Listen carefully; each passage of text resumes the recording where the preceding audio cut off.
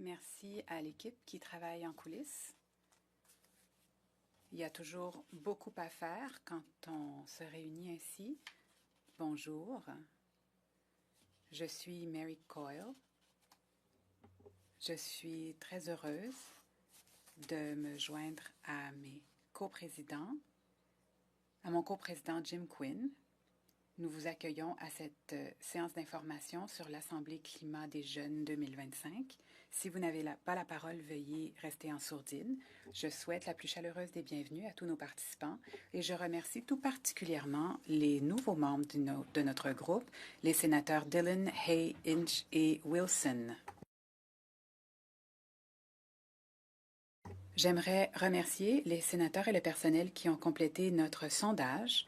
Et si vous n'avez pas encore complété le sondage, je vous invite à le faire avant le lundi 16 juin. Votre rétroaction est très importante pour nous et nous guidera pendant l'été, alors que nous prévoyons les Senators for Climate Solutions 2.0 à l'automne. Nous souhaitons reconnaître que ceux d'entre nous qui sont à Ottawa sont réunis sur le territoire non cédé du territoire Anishinaabe, du peuple Anishinaabe-Algonquin, et nous honorons tous les peuples autochtones du Canada. Alors, chers collègues, je suis absolument ravie de vous recevoir ce matin pour cette séance d'information par rapport à l'Assemblée canadienne des jeunes sur le climat qui aura lieu à l'automne. Vous vous souviendrez de la séance d'information que nous avons tenue en juin 2022 sur les assemblées citoyennes sur le climat. C'était une assemblée citoyenne sur le climat canadienne et c'était un rêve à l'époque. Je ne vous raconterai pas tous les détails de ce qui s'est passé dans les dernières années. Il suffit de dire que c'est une occasion formidable pour nous de participer à ce processus démocratique. Nous pourrons entendre les jeunes Canadiens et Canadiennes sur l'action climatique. Peter MacLeod et Graham Smith nous ont fait des exposés à la séance d'il y a 3 ans et ils sont membres de notre panel aujourd'hui. Nous sommes très honorés d'être associés à des professionnels si compétents. Sans plus tarder, j'ai le grand plaisir de vous présenter les conférenciers. Peter MacLeod est le conseiller exécutif pour l'Assemblée des jeunes Canadiens de 2025. Il préside le comité consultatif et de surveillance du projet. Il est fondateur de Mass LBP et il est un expert en la matière. Depuis sa fondation en 2007, Mass a complété plus de 200 projets de politique majeurs pour les gouvernements et les agences publiques de partout au Canada, tout en vulgarisant le concept des loteries civiques et des assemblées citoyennes. Entre 2020 et 2022, il a présidé les assemblées canadiennes sur l'expression démocratique. Graham Smith est le président du réseau de connaissances NOCA, K-N-O-C-A, qui vise à améliorer la création, le design, la mise en œuvre et l'impact des assemblées climatiques. Il est aussi professeur en sciences politiques et directeur du Centre pour l'étude de la démocratie à l'Université de Westminster et il préside la Fondation pour la démocratie et le développement durable. Graham est un expert international en assemblée climatique et a été reconnu par Apolitical en tant que parmi le palmarès des 100 universitaires qui a le plus d'influence au gouvernement. Il est l'auteur de Can Democracy Safeguard the Future? D'abord, je tiens à m'excuser, pas pour Graham, mais parce que nous avons une difficulté technique avec l'interprétation. Graham va faire son exposé en anglais et je regrette que son exposé ne sera pas interprété, mais ses diapositives contiennent des traductions. Donc, voilà les excuses que je tenais à vous formuler. Et nous avons ensuite Jasmine Kay. Elle est formidable. Elle est directrice à Mass LBP. Elle présidera l'Assemblée canadienne des jeunes pour le climat en 2025. Elle a passé la majorité de sa carrière dans le secteur sans but lucratif et elle travaille avec les apprenants de l'anglais ainsi que Centraide Toronto. Elle travaille aussi à des initiatives d'occasion économique. Donc, nous accueillons chaleureusement Peter, Graham et Jasmine alors que nous lançons cette séance d'information pour nos collègues pour l'Assemblée climatique. Merci beaucoup. Coyle, thanks so much for that really wonderful introduction. Really so pleased. Merci pour cette formidable introduction. Peter sera avec nous dans 2 minutes. Sa connexion a dû être interrompue brièvement. Donc, nous allons modifier un peu les choses. Je vais plutôt inviter Graham à commencer. Je l'invite à nous parler un peu du travail qu'il fait dans le monde de l'Assemblée climatique. Graham, je vous invite à commencer votre présentation et avec nos excuses, il n'y aura pas d'interprétation pour la présentation de Graham. C'est donc lui qui va commencer. Ensuite, on va continuer la conversation. On parlera un peu plus de masse et on continuera ainsi. Alors, Graham, vous avez la parole. Merci. Apologies. My headset didn't arrive and my headset didn't arrive and my computer has gone down. I'm actually on someone else's computer, so I'm just pleased to have even made it here today. My name, as I said, my name is Graham Smith. I run something called the Knowledge Network on Climate Assemblies, which has been funded by the European Climate Foundation. I'll say a little bit about the work that we do and place it in a slightly wider context. Next slide, Jasmine. You've already heard, You've already heard from Senator Coyle about what we do. Our role is to try and build the knowledge base on climate assemblies, what works, what doesn't work, and our main focus is trying to achieve impact. And I'll talk to you today, particularly towards the end of the presentation, about what we've learned in relation to impact. Just in case there is anyone on the call who doesn't know, and Peter will come back to this, when we're talking about climate assemblies or citizens assemblies, we're talking about institutions that select their membership through democratic lottery. So this is a really diverse group of people who have very similar characteristics to the broader Canadian population. It's really unusual to see that sort of diversity in a room. And the second thing is they spend time together, learning, deliberating, and coming together to make recommendations. So that's what we mean, or that's what I mean by climate assemblies. That's what you're going to be doing in Canada, particularly focused on a youth population, which is, I think, really exciting. Jasmine, the next slide.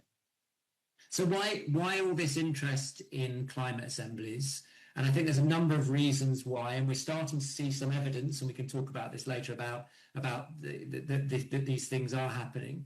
The first is by bringing citizens into the assembly, into climate decision making, we actually end up with more robust and ambitious climate policy. There's 2 reasons for that. Robust because we're actually creating climate policy that responds to the needs and interests of citizens. Very often, policy is being made at some distance from the lives of citizens, and their lived experience isn't brought into decision making. And ambitious because it turns out when citizens actually are given this opportunity to deliberate, they look for more progressive, more forward-thinking policy than governments typically are implementing at the moment. This is a space, because we're bringing citizens together, in which we can challenge social and climate injustices. It's a really amazing space for breaking political deadlocks around areas where politicians haven't necessarily been willing to deal with existing trade-offs. This kind of space helps really reduce polarization within the assembly. There are debates about whether it achieves it in wider society, but we bring a diverse group of people who would otherwise often be at each other on social media, or who would never even meet together.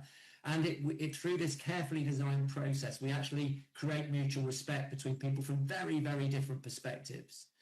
It increases legitimacy potentially and public acceptance of climate action, because citizens can see that citizens like themselves have been involved in the process, And finally, it generates more politically confident citizenry. One thing we know from all of these assemblies that have been run in Europe is that the citizens that come out of these assemblies are really engaged on climate and really engaged wanting to do more.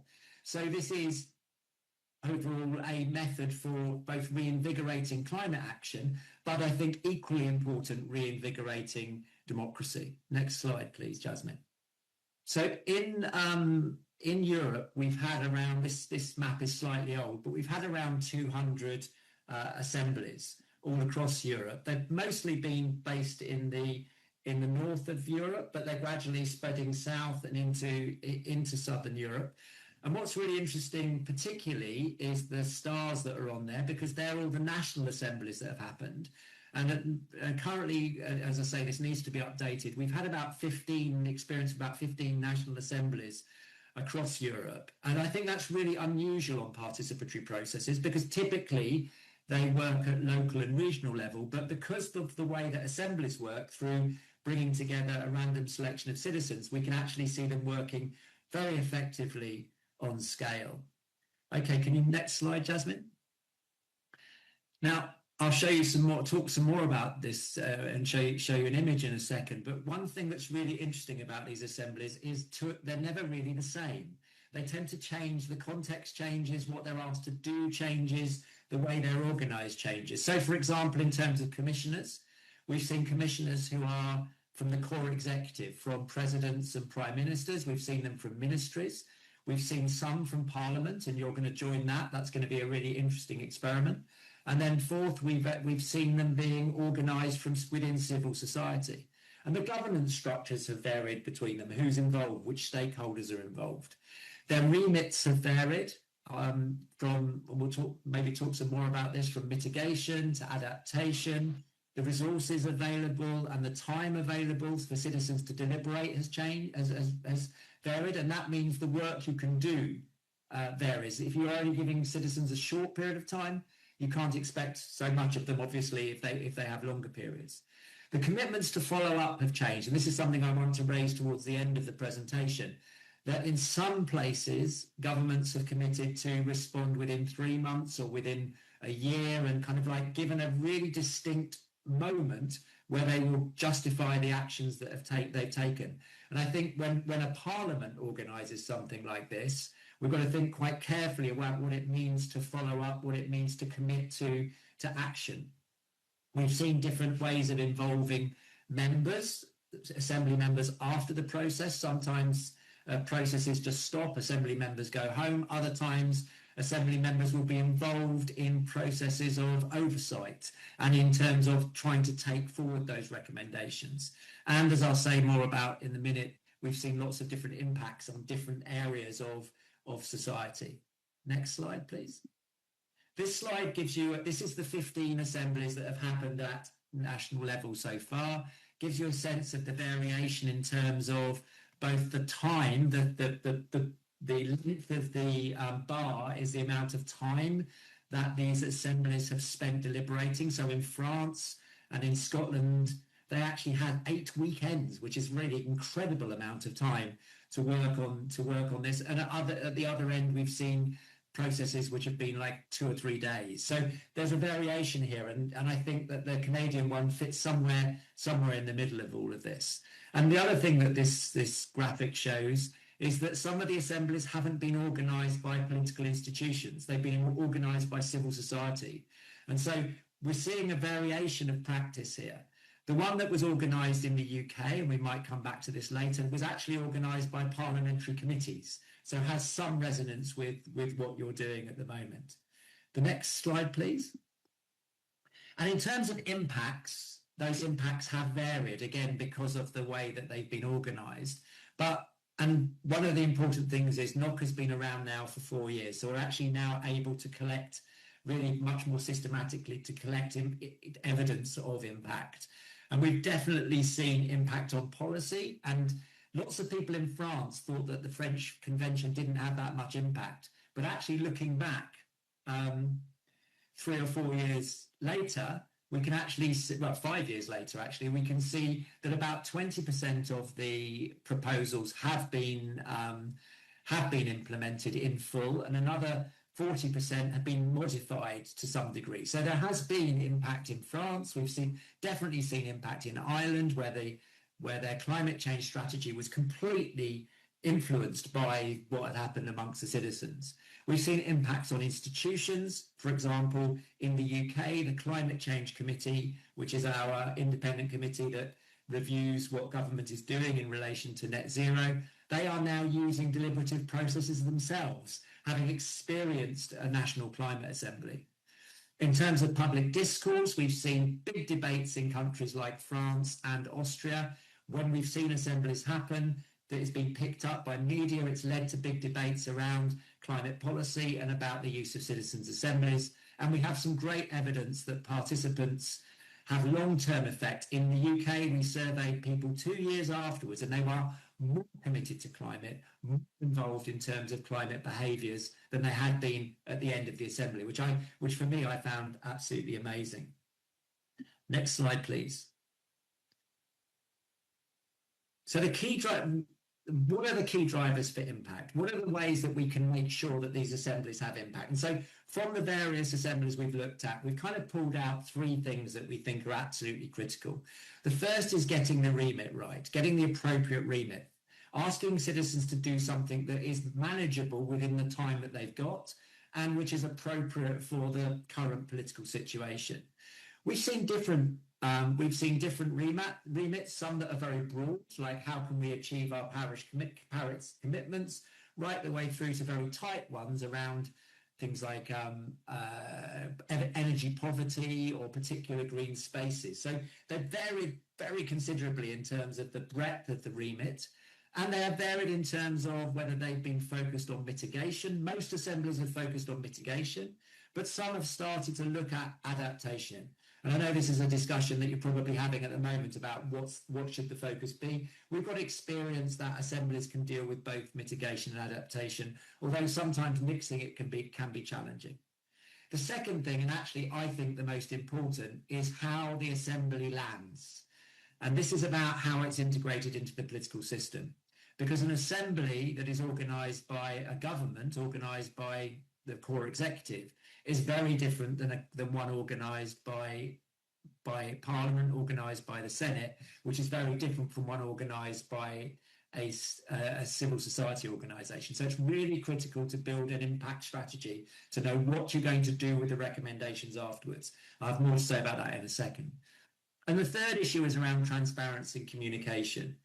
It's really important. I know that Mass LBP are completely committed to this, so it's not going to be a problem, about being transparent about what's happening in terms of how the selection has happened, what is the evidence that people are hearing, how does the process work, and actually communicating that in order that relevant stakeholders who might otherwise be sceptical of the process or actually can understand what's going on. And then just a couple of final slides. So first, I've already said this in many ways, but just to reinforce, we've got plenty of evidence that citizens can do this work. Citizens are willing and able to do this kind of work and come up with recommendations that are really valuable. The question is, can we integrate those recommendations into the decision-making process? Can the commissioning authority, which in this case is the Senate, integrate it into its work? Can it be integrated by other stakeholders? And so I guess my last comment in the next slide is that I would really say to you, don't get just fixated about the assembly. Don't just think about the assembly as what we as senators need to focus on.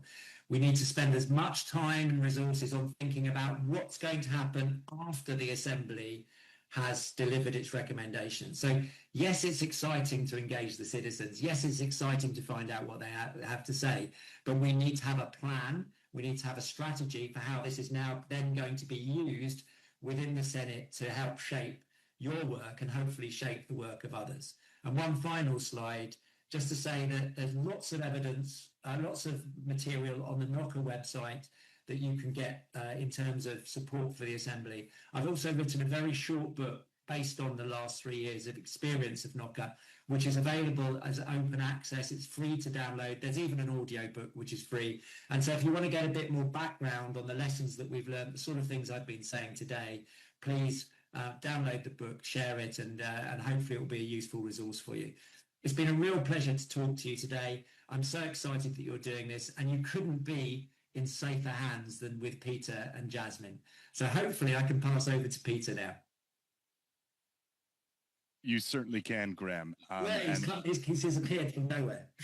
And thank you very much. I'm going to try and move through a number of slides. Merci. Je vais aussi essayer de parcourir plusieurs diapos. Je vous remercie de votre indulgence. Je me suis dit qu'on me pardonnerait facilement puisqu'il s'agit d'un groupe sur le climat. Je déposais ma fille à la maternelle. J'ai cru que je pouvais même faire l'exposé à côté de la cour d'école, mais finalement non. Alors j'ai dû revenir au bureau en vélo, ce qui est bien pour le climat, et me revoici au bureau et je suis très heureux d'avoir eu l'occasion d'entendre mon collègue Graham Smith nous parler de ce travail extrêmement important. Donc j'ai quelques diapos. Je vais d'abord commencer en reculant un peu. J'aimerais commencer en vous racontant l'histoire d'une réussite canadienne. Je sais que c'est quelque chose de gros à dire. Les Canadiens sont censés être un peu plus humbles par rapport à leur réussite normalement, mais moi je pense que c'est très important que tout le monde sache que l'Assemblée canadienne, l'Assemblée citoyenne fondatrice a eu lieu il y a presque 20 ans en Colombie-Britannique. Et on n'a pas nécessairement réussi tout ce qu'on souhaitait à l'époque, mais on a quand même changé le monde. Donc, l'Assemblée citoyenne a été reproduite ensuite aux Pays-Bas notamment, et je pense que c'est une des innovations démocratiques majeures du Canada. Et j'aimerais vous raconter un peu de quoi il s'agit. J'aimerais vous dire pourquoi nous croyons qu'il est si important de relier l'Assemblée des jeunes sur le climat du Canada avec votre travail. Cette photo date de 2004. Vous connaissez sûrement l'histoire de l'Assemblée citoyenne de la Colombie-Britannique.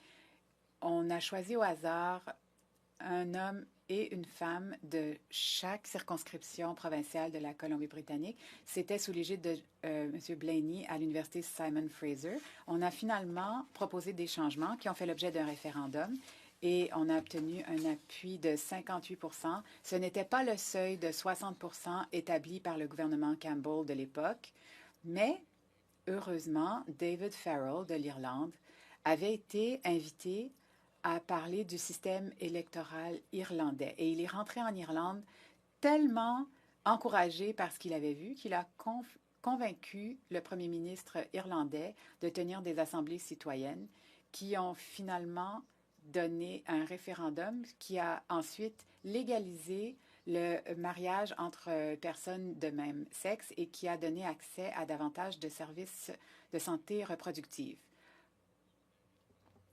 C'est une assemblée dont on a beaucoup entendu parler et qui a eu des effets très grands en Europe. Donc, quand on a un si grand consensus pour appuyer des recommandations, c'est très fort. Les leaders européens l'ont constaté. Donc, les assemblées citoyennes ont continué au Canada depuis 2004. Il y en a eu environ 55. Il s'agit de processus de longue haleine qui ont suscité la participation de plus de 2000 Canadiens à tous les ordres de gouvernement. Donc, j'aimerais vous décrire exactement de quoi il s'agit. On sait quel est le sens des mots « assemblée », quel est le sens du mot « citoyen », mais j'aimerais quand même décrire le processus parce qu'il y a une structure assez forte. Le sujet est toujours assez précis. On n'a pas besoin de tout couvrir. Contrairement au processus législatif qui est plutôt large, il s'agit d'un processus très précis, un peu comme une commission royale. il ne s'agit pas d'experts, de juges, de politiciens, mais bien de citoyens choisis au hasard. Donc, c'est une voie bien précise. Et en général, il s'agit d'une quarantaine d'heures de travail. On ne demande pas uniquement aux personnes très intéressées de se présenter, on fait plutôt ce qu'on appelle une loterie citoyenne pour pouvoir, à partir d'un très grand bassin, choisir des participants de façon aléatoire et qui représentent le profil démographique de la population. Donc, c'est moitié homme, moitié femme, un équilibre géographique et on tient compte aussi d'autres facteurs socio-économiques. Et enfin, le processus est délibératif et je dirais même que c'est délibératif plus. Mais qu'est-ce que je veux dire quand je dis plus? C'est que les membres doivent cheminer vers un consensus ensemble. Un vote à 50 plus 1 ne suffit pas. Not only helping find Les assemblées citoyennes aident les gens à trouver un terrain d'entente et de plus, les gouvernements les voient comme étant une source de légitimité démocratique. Souvent, on parle de consultation publique et de sondage, mais ces assemblées de citoyens sont vraiment un processus plus robuste qui démontre qu'on peut trouver un consensus sur des enjeux complexes. Donc là, on ne parle pas uniquement de questions oui ou non, de questions binaires, mais de toute une gamme de recommandations possibles qui ressortent des comités, comme ce qu'on voit ressortir des comités parlementaires, par exemple. Moi, j'adore ce travail parce que, en fait, je pense que souvent les gens présument que la population générale est trop occupée, trop polarisée et trop paresseux pour s'engager vraiment dans des discussions politiques. Moi, j'ai présidé au moins 40 assemblées de citoyens dans le pays et je peux vous assurer que tout ce qui a été dit sur la polarisation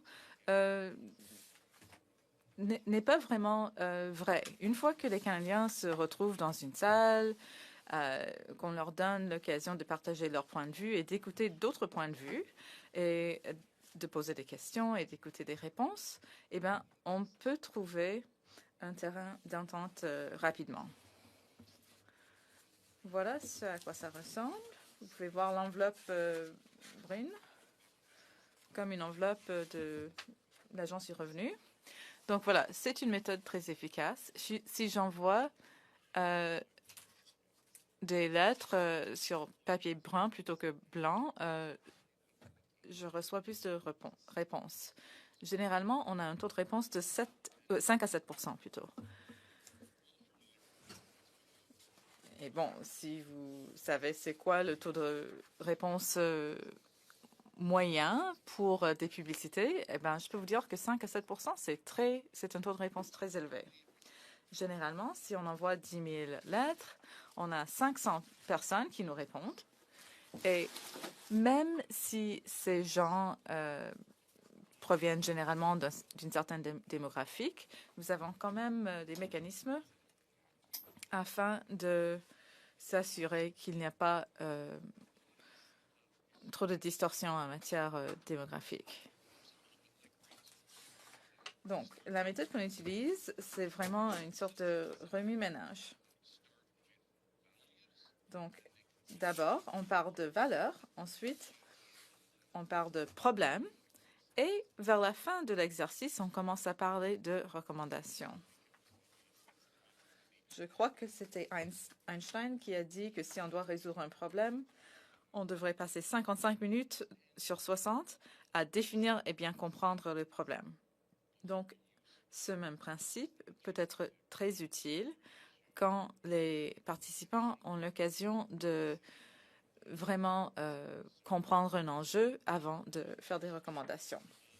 Voici une photo d'un des panels qui a eu lieu il y a presque 10 ans et qui nous a aidé à concevoir le projet de loi sur les soins, les services de médicaments. Et vous pouvez voir que ça se passe au Musée canadien de l'histoire. Donc, en gros, voilà tout le Canada qui se reflète dans une salle, dans 40 personnes. Plus récemment, le projet de loi sur les problèmes en ligne a été étudié par 3 différents groupes de personnes convoqués par Patrimoine Canada et une commission présidée par Beverly McLaughlin. Madame McLaughlin a dit que les recommandations de la commission étaient plus ambitieuses et plus robustes grâce aux contributions des membres de notre Assemblée. Donc, voici une autre bonne nouvelle, une autre excellente histoire. On a eu 5 panels qui se sont réunis à travers le Canada. Donc, c'était une initiative qui s'appelait Nos soins. Et les gens ont discuté de l'accès aux soins de santé primaires au Canada. Il y a 10 jours, on a vu le résultat de ce panel. Donc, Jane Philpott a pu codifier les principes identifiés par ce groupe. Aujourd'hui, nous allons parler de cette assemblée sur le climat et nous avons convoqué un beau groupe de jeunes Canadiens, comme vous pouvez le voir à l'écran, au Musée des droits de la personne. Donc, il s'agissait d'un panel sur les enjeux numériques et les participants étaient des étudiants en secondaire qui ont pu contribuer leurs recommandations. Graham l'a peut-être mentionné, mais en France, l'Assemblée sur le climat et l'Assemblée sur l'aide médicale à mourir est en fait liée aux 3e chambre du Parlement français. Et donc, c'est devenu le site d'accueil de ces assemblées en France. Et je pense que si on fait bien nos assemblées au Canada, eh bien, peut-être qu'une chambre au Parlement ici pourrait également accueillir ces assemblées. Donc, je vais vous présenter ce qu'on prévoit de faire et comment vous pouvez nous aider à s'assurer que les jeunes Canadiens soient au courant de ces occasions.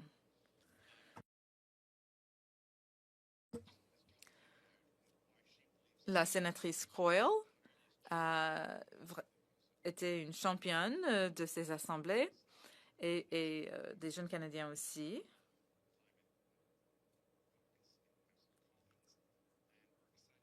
Et on a vraiment hâte de présenter le rapport.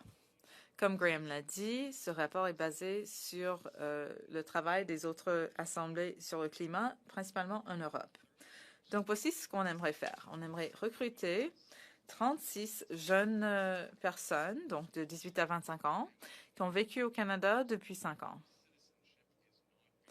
Ce n'est pas nécessaire d'être citoyen canadien, mais il faut être résident depuis 5 ans. Notre objectif est d'inclure plusieurs caractéristiques, mais vraiment ce qu'on veut faire, c'est avoir le plus d'équité et d'inclusivité possible pour s'assurer que toutes les voix soient entendues. Notre mandat est essentiel, comme Graham l'a dit. Donc, voici la question que nous allons poser à l'Assemblée. Qu'est-ce que les jeunes au Canada veulent que le Parlement fasse pour respecter les engagements climatiques du Canada d'une manière qui reflète leurs valeurs et leurs priorités? C'est une question courte, mais très lourde de sens. Les Canadiens vont devoir articuler leurs valeurs, leurs priorités et, par la suite,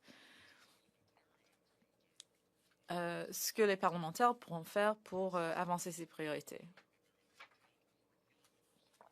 Donc, nous avons cours pédagogique très important.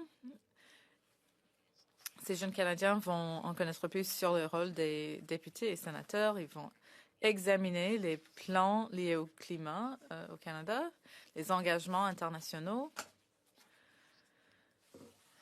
les perspectives de la génération Z. On va parler des sources des émissions et essayer de comprendre ce que les parlementaires pourront faire pour réduire les émissions. Et donc là, le but, c'est d'avoir une série de recommandations. Voici comment ça va se passer. Donc, nous allons nous réunir virtuellement, donc le 9 août, le 23 août et le 6 septembre. Ensuite, les membres de l'Assemblée seront convoqués à Ottawa, au Centre global pour le pluralisme, et nous allons faire une visite du Sénat du Canada le 17 septembre et jusqu'au 21 septembre. Ensuite, le 4 octobre, nous allons reconvoquer le groupe afin de faire des recommandations et nous allons par la suite présenter un rapport. Nos conseillers proviennent de plusieurs organismes qui connaissent bien les enjeux liés au climat et aux jeunes. Par exemple, l'organisme Apathy is Boring à Montréal. Et cet organisme démontre que, en fait, les jeunes sont très impliqués. La sénatrice Coyle est membre ex officio aussi. Nous en sommes très reconnaissants. Et ensuite, il y a le groupe Environmental Leadership Canada qui participe aussi. On aimerait créer un forum permettant aux jeunes, aux parlementaires et aux partis prenants d'apprendre les uns des autres. Ensuite, de parler des priorités climatiques et de démontrer l'importance de faire participer les jeunes d'une façon très concrète. Tout à l'heure, j'ai parlé du groupe Environmental Leadership Canada, qui a un programme de stages environnementaux et d'autres initiatives pour les jeunes aussi. Nous sommes très reconnaissants d'avoir le partenariat avec eux et avec votre caucus aussi. La Fondation Trottier nous a appuyés financièrement, ainsi que les fondations Ronald Rodeberg et Catherine Donnelly. Donc, c'est vraiment beaucoup de dons qui nous aident à éliminer les barrières pour les jeunes pour qu'ils puissent participer. Je vais donner la parole à Jasmine, ma collègue, dans 3 minutes, qui va vous parler un petit peu de la façon dont les participants seront convoqués. Mais entre-temps, n'hésitez pas à ouvrir une fenêtre pour chercher ce site web, donc climacan25.ca. Jasmine, je vous donne la parole. En fait, c'est notre présidente. Bonjour tout le monde. Merci. Peter a dit qu'on essaie de bâtir un bassin de bénévoles à partir duquel nous allons choisir 36 participants. Donc, nous essayons d'envoyer ces enveloppes brunes que vous venez de voir à plusieurs milliers de Canadiens. Ensuite, il y aura une campagne sur les médias sociaux avec des vidéos sur TikTok et Instagram. Nous allons travailler avec certains individus afin de créer ces vidéos.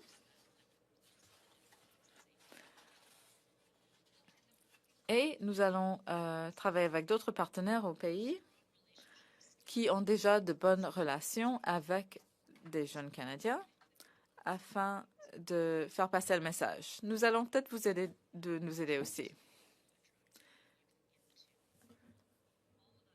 Donc, tout ça pour dire qu'on aimerait avoir un bon bassin duquel on pourra sélectionner 36 participants. Là, vous pouvez voir 2 images de notre modèle de représentation. Donc, on veut avoir une diversité d'âge entre 18 ans et 25 ans, diversité sexuelle, raciale, etc., sociodémographique. des personnes ayant des handicaps, etc. Et ensuite, on va avoir une diversité géographique aussi. On aimerait avoir une représentation de toutes les provinces et territoires. Et on aimerait avoir des participants de milieux urbains et rural. Ce qu'on ne voit pas à l'écran, c'est le fait que nous allons également tenter de trouver différentes perspectives, différentes connaissances liées au changement climatique. Donc, ça fera partie de l'évaluation. Comment pouvez-vous aider? Donc, vous pouvez visiter le site web qui sera mis à jour au fur et à mesure qu'on reçoit des mises à jour. Vous pouvez faire la promotion sur les médias sociaux. Et si vous avez des réseaux locaux, vous pouvez nous aider à promouvoir cette opportunité auprès des jeunes adultes au Canada. Ce serait très apprécié. La date limite est le 18 juillet, donc il nous reste un peu plus d'un mois afin de créer le bassin. On a fait notre lancement cette semaine et on aimerait avoir encore plus de progrès bientôt. Merci Jasmine. Et j'aimerais rassurer tout le monde que l'Assemblée a lieu dans les 2 langues officielles et Jasmine sera accompagnée d'un coprésident francophone qui a également beaucoup d'expertise en matière du climat. Sur ce, je vais redonner la parole à la sénatrice Coyle. Merci à tous nos invités spéciaux. C'était très intéressant. Maintenant, je vais donner la parole à Jim Quinn, qui va présider, qui va faire les questions. C'était très intéressant. Merci beaucoup. I'm going to be very hard. Donc, je vais être très stricte par rapport aux limites de temps. La dernière fois, ce n'était pas le cas, mais je sais que c'est vraiment un sujet fascinant. Donc, si vous avez des questions, levez la main. Je vais regarder l'écran pour voir s'il y a des mains levées. Et moi, je vais me lancer pour la première question. Je trouve que c'est une des discussions les plus intéressantes qu'on a eues sur les jeunes et la participation des jeunes. Donc, pour moi, ma première question, c'est on n'entend pas beaucoup parler des assemblées de citoyens. Comment est-ce qu'on peut faire connaître ces assemblées? Moi, j'ai l'impression que les gens veulent participer dans le processus démocratique. Et c'est sûr que c'est utile pour notre Parlement. Donc, comment est-ce qu'on peut faire la promotion de ces activités? Bon, je pense que votre soutien pour cette initiative, c'est un bon premier pas. Vous pouvez faire tout ce que vous pouvez afin d'identifier des réseaux de jeunes, surtout des gens de 18 à 25 ans dans les provinces que vous représentez, et encourager ces réseaux à faire la promotion auprès des jeunes. Ce serait très utile. On dit souvent chez nous que les gens veulent se faire entendre, mais ils sont également prêts à servir. Parfois, il faut demander aux gens de se présenter, de travailler sur les enjeux difficiles. Et je pense qu'en fait, les Canadiens ont très hâte de faire ça. On va lever nos mains et saisir ces occasions. Il y a d'autres initiatives où on peut voir que ces processus délibératifs ont déjà été bien accueillis. Merci. Et je vais rappeler aux collègues vous pouvez également poser vos questions dans le chat. Jusque-là, je ne vois pas de main levée. Moi, j'ai d'autres questions. Non, en fait, la sénatrice Coyle. Allez-y, Mary. Merci. Vous m'entendez? Oui.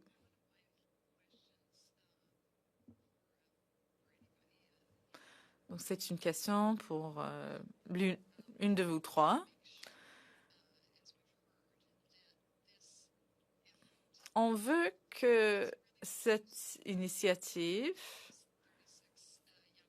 soit utile et que le travail de ces 36 jeunes personnes puisse avoir l'impact maximum. Graham nous a parlé de l'importance de la planification préalable parce que, bon, une fois qu'on reçoit les recommandations, d'abord l'ébauche le 21 septembre et ensuite le rapport final au mois d'octobre, eh bien,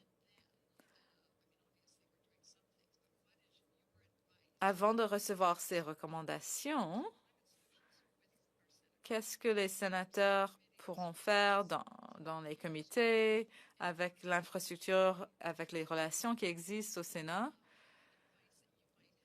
Qu'est-ce qu'on pourrait faire pour être utile? Qu'est-ce que vous avez vu dans d'autres assemblées, dans d'autres juridictions, qui a été très utile? Graham? Speaking in English, it's I haven't got that. Désolé, l'interprétation reprendra après cette intervention. It's your parliament rather than the executive. That we have to accept that from the start. I think it's really critical that you try to arrange some set piece moments when you as senators respond to the. I mean, it would be good to make that commitment up front, that you will have a formal response to the young people as part of it. So that's one thing that I think you should do. Then you're the specialists in how to do this stuff. You know, you're the specialists in trying to figure this out. But if you can create moments when this becomes a topic of consideration both within the Senate and the House of Commons. It's very strange for me to talk about the House of Commons in somewhere else, but the House of Commons in Canada. Then that you know, through your relationships with the members of the House of Commons, then I think that's critical. I would also do whatever work you can do to raise the profile of this within the government and within the administration of the government, because there will be supporters of this initiative in those places. Your challenge is trying to get them to commit to do something formally. Now, I think the fact that you're working with young people, with young adults, gives you more of a chance to do that, because this is a group who everyone recognises are often unheard, and people are looking for opportunities to do that. So this is actually where you, as political actors, have much more knowledge of where you can make these interventions in your system. My real recommendation is do this work now rather than wait until the Assembly delivers.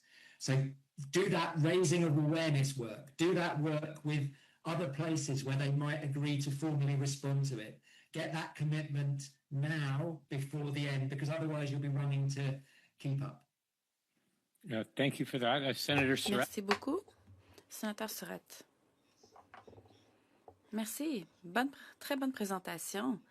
Et bien entendu, c'est un sujet qui intéresse bien tous les Canadiens et les gens partout dans le monde, surtout les jeunes. En tant qu'ancien président d'une université qui a transformé un campus universitaire en utilisant l'énergie renouvelable, j'ai vu l'intérêt des jeunes à ce sujet. Je suis curieux de savoir, avez-vous considéré travailler en collaboration avec des cégep, universités, collèges communautaires? Ça me semble être le groupe d'âge dont on parle ici. Merci beaucoup, sénateur. Oui, nous avons identifié tous les réseaux par lesquels nous pouvons discuter avec les collèges et universités au pays afin de faire la promotion de cette occasion pour leurs étudiants. Nous sommes également conscients de la proportion de Canadiens de cet âge qui sont dans l'éducation postsecondaire et on veut que ça se reflète aussi dans la représentation à l'Assemblée. Mais oui, absolument, c'est le vecteur parfait. On va là où les gens sont. Il y a plusieurs jeunes qui, heureusement, se retrouvent dans les études postsecondaires. Merci. Sénatrice Pate. Thank you very much for the presentation. L'interprétation reprendra après cette oratrice. You mentioned that the division doesn't appear to manifest itself in the assemblies that you do, and yet it's very evident that the folks who participate in these sorts of events are likely of, although varying, certain demographics. And I'm curious as to what kind of material you've collected, what kind of evidence about who is participating, because many of us who engage with youth know that to actually engage with the youth who are most on the margins, most likely to be in situations where they feel disaffected, are not engaging in these processes. So I'm just curious, I understand during the process you get that kind of feedback, but how are you documenting which demographics you're including and which demographics are participating?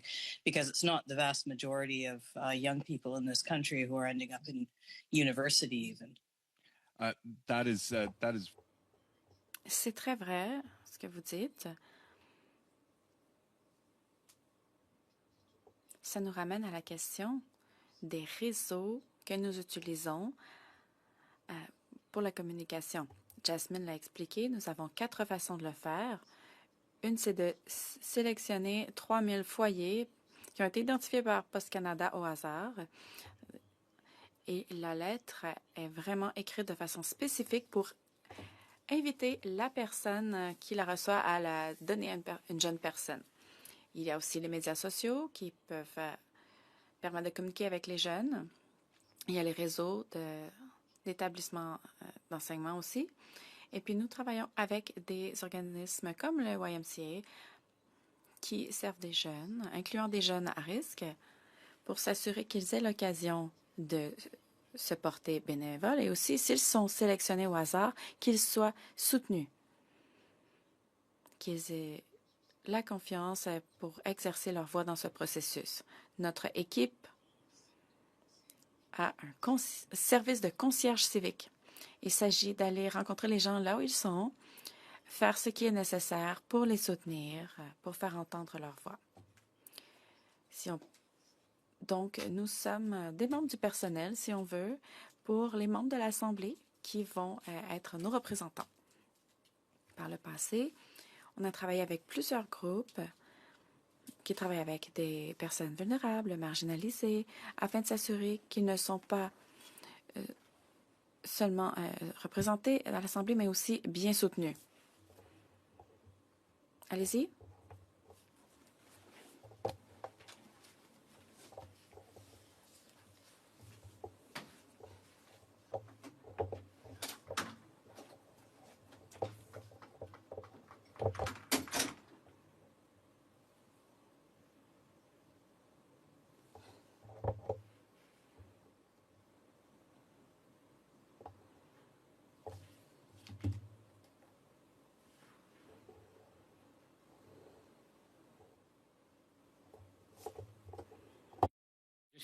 Merci.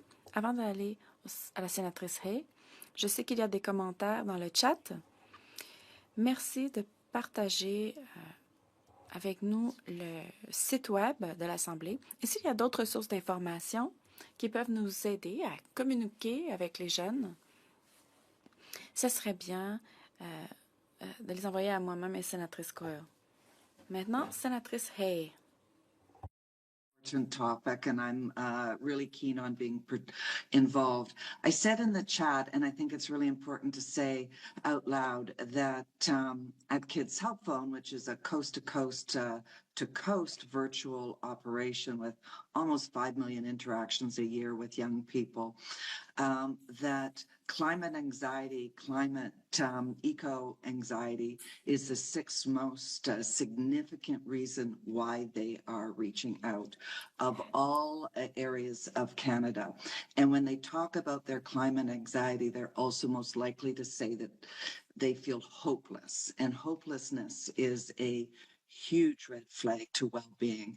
So I guess my question is, will there be a stream or a workshop or a focus in the Assembly around mental health and the impact of climate anxiety on the well-being of young people, which in fact will impact the future of Canada in reality? Thank you, Senator. That is Merci, sénatrice. C'est vraiment une statistique importante que vous avez partagée avec nous et je viens de la noter. Oui, la question de l'anxiété climatique et de la santé mentale des jeunes est un sujet de discussion dans notre comité. Ça sera dans le curriculum. Je ne suis pas certain dans quelle facette, mais c'est certainement quelque chose que les jeunes souhaitent discuter dans ce processus. Donc, merci vraiment de nous l'avoir rappelé. Interesting point. And we've often, when we've organised assemblies, we've actually provided therapeutic spaces. And what's been really interesting is they've almost never been used because the assembly itself supports each other. It's really an empowering thing, and it's always really surprised me that we actually haven't needed that support. But I think your point is incredibly well taken. Merci. Engagement. Over to you. Okay, back to me to. Alors, c'est à moi de terminer. Quelle présentation fantastique on a entendue aujourd'hui. J'aimerais tous vous remercier, Peter, Graham et Jasmine. Ça a amené encore plus de questions. Nous savons qu'on peut compter sur vous pour nous aider à y répondre. Cette occasion, c'est vraiment une occasion en or pour cette Assemblée. En tant que membre des sénateurs pour les solutions climatiques, nous allons avoir hâte de voir les résultats des délibérations de ces jeunes. Et puis, nous nous engageons tous à nous assurer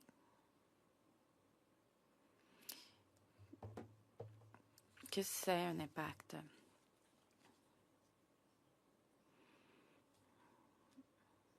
Alors, chers collègues, levez votre main si vous voulez parler avec moi davantage. Je sais que certains d'entre nous ont déjà discuté de cela. J'aimerais aussi remercier tous mes collègues qui ont participé aujourd'hui et ceux qui sont en ligne et qui ne sont pas encore membres de Sénateurs pour les solutions climatiques. Nous serons heureux de vous recevoir.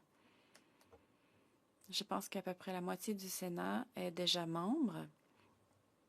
Et c'est une occasion